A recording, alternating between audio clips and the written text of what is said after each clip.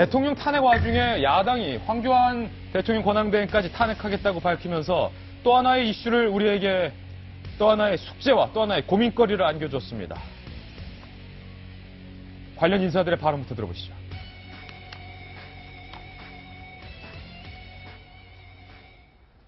황교안 대행은 역사의 죄인으로 기록될 것입니다. 어떻게 이러한 불의를 보고 대행으로서 승인하지 않는가? 우리 국민은 규탄에 맞지 않습니다. 국정농단 5인방은 박근혜, 최순실, 황교안, 그리고 박근혜 대통령 측 변호인, 임명진 이 5부로 기록될 것입니다.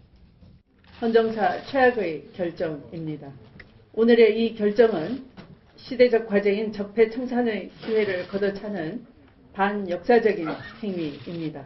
황 대행은 철저한 진상규명을 위해 헌신적으로 달려온 특검의 노력에 찬물을 끼얹었습니다. 국민의 열망에 대못을 박았습니다.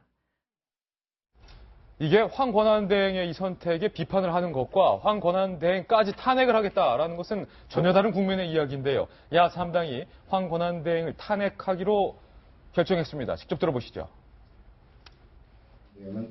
공범이라는 것이 인정이 됐고 규탄대회를 열고 황교안 권한대행의 탄핵을 적극 추진하기로 의견을 모았습니다.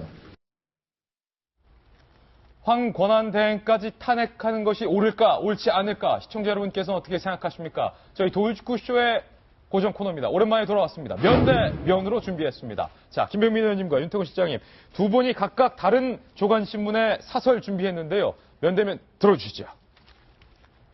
네, 먼저 윤태곤 실장이 들고 있는 사설 제목 제가 소개해드리겠습니다. 이 사설은 경향신문의 사설인데요. 황 대행의 특검 연장 거부는 반역사적 폭거다. 그렇기 때문에 오늘 경향신문의 사설에서는 황 권한대행 탄핵까지 고려해야 된다라는 사설이고요. 반면에 김병민 의원님께서 들어주신 사설은 중앙일보의 사설인데요. 제목을 제가 대신 읽어드리겠습니다. 특검의 수사 종결 모두 승복하자라는 내용입니다. 그렇기 때문에 권한대행의 탄핵은 옳지 않다. 그리고 김병민 의원이 승복이라는 단어에 동그라미를 쳤군요. 네. 두 분의 의견 짧게 들어보겠습니다. 전 말이 안 된다고 생각하고요. 근데 이 경향신문에도 이제 사설 뒤편에 이렇게 돼 있어요. 이 탄핵하겠다고 하는데 공허하다. 실효성 있는 방안을 찾아야 된다. 이게 좀 현실적으로 어렵다고 생각합니다. 이게 또 다시 이제 물론 이 국무총리에 대한 탄핵은 절반 이상만 뭐 찬성하면 된다 이러는데 헌법재판소에 또 가야 되거든요. 이 현재 지금 갈 수 있겠습니까 이게? 네. 그럼 대통령 일단 탄핵이 끝난 다음에야 할 수 있는 건데 네. 그럼 그게 이제 실효성이라든지 실익의 측면이라든지 해서 있을 거냐라고 볼 때 저도 여기 실효성 있는 황 대행의 책임을 묻는 방법이 뭔지는 저도 잘 모르겠어요. 한데 그 실효성 있는 방법을 찾는 게 나을 것 같습니다. 예, 황 대행의 탄핵까지는 안 된다. 안 된다기보다 현실적으로 어렵다. 네, 중앙일보 사설은요. 특검의 수사점에 모두 승복하자라는 얘기인데 일단 특검이 결과론적으로 잘했다, 열심히 했다라는 겁니다. 근데 아쉬운 점도 좀 일부 남아있다는 겁니다. 지난번에도 얘기 드렸지만 우병우 전 수석에 대한 수사 결국은 마무리 짓지도 못하고 기소도 못한 채 검찰로 다시 돌려보내는 등 그리고 재벌 기업에 대한 수사 같은 경우도 사실 삼성에 대해서는 이재용 부회장이 구속영장을 청구하는 성과는 냈지만 결국 이 성과라는 거는요. 구속영장을 청구해서 구속영장을 발부받아내고 기소한다고 성과가 내는 게 아니에요. 그 뒤로 재판에서 승소하는 것들이 결국은 이 죄를 낱낱이 밝혀내는 끝까지의 성과가 아니겠습니까? 마지막에 중앙일보의 사설은 방점을 찍고 있는데 그게 바로 공소유죄 관건입니다. 그러니까 한 달을 더 연장시키는 것도 중요한데요. 거기에 대해서 결국은 어떤 방식으로든 미완의 수사로 끝날 수 있다라면은 현재까지 네. 기소가 마무리된 상황에서 이 재판의 유무죄를 따져야 될 것 아니겠습니까?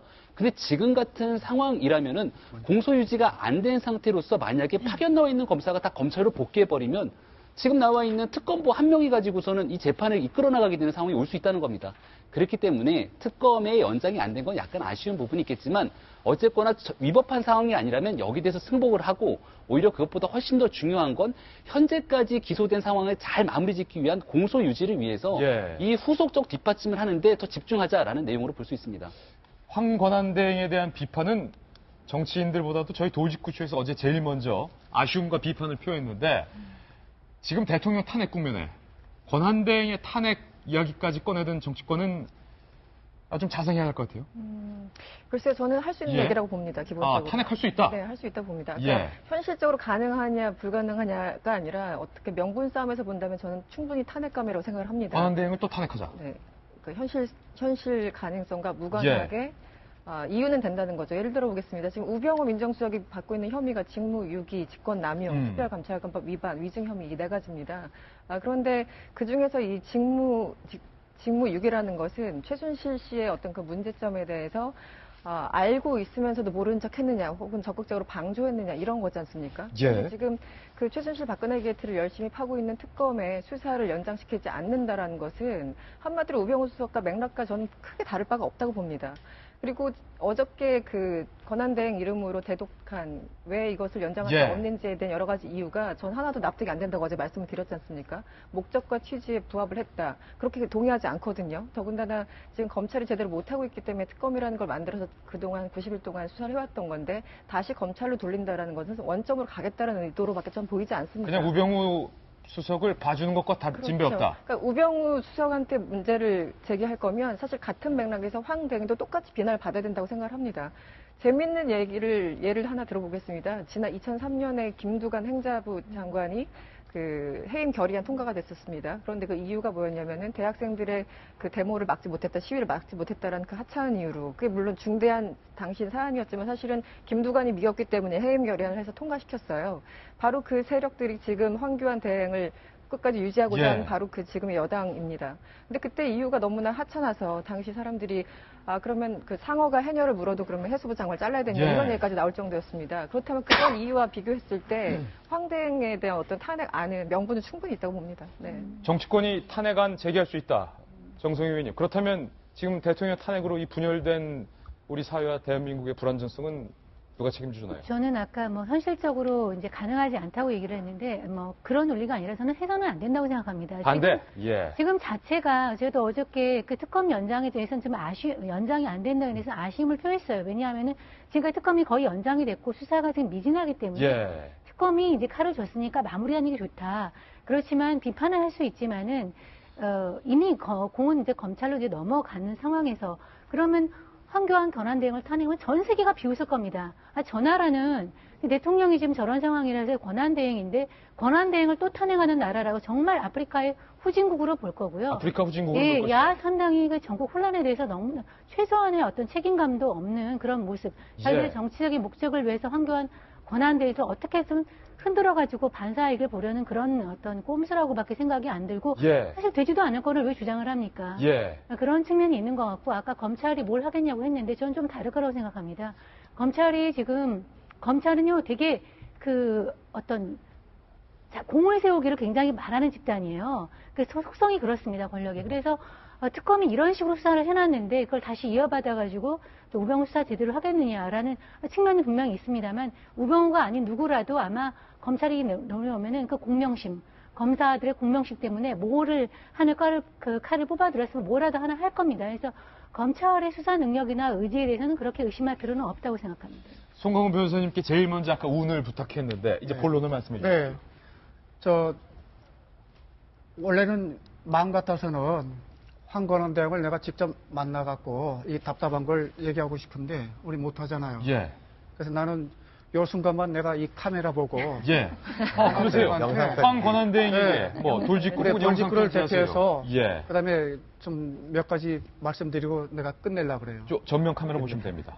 그 권한대행님 고뇌찬 결단이라고 하셨는데 저는 일정한 부분 인정합니다.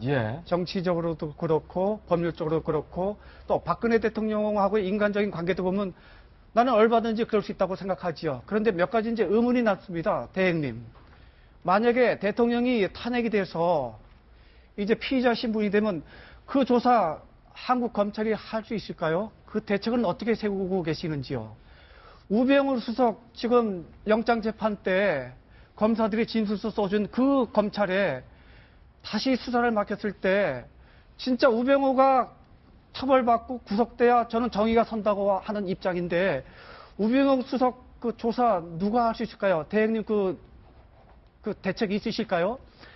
끝으로 하나, 어저께 기왕에 그런 결정하신다고 하면 아까 우리 김 의원이 말씀하신 것처럼 오늘이라도 법무부에 얘기하시고 갖고 이미 특검이 공수 유지에 필요한 검사 인력 한 20명에서 10명 이거 오늘까지 조치를 해 주셔야죠. 그래야 최선껏 그래도 대행께서 고뇌는 했지만 그래도 현실적인 접근도 했다는 그 설득력이 있는데 그것까지 안 하신다고 하면 진짜 역사에 남는 그 흠집이 될 겁니다. 예. 빨리 결정하시고 진짜 현실에 찬 그 좋은 대안 마련해 주세요. 예.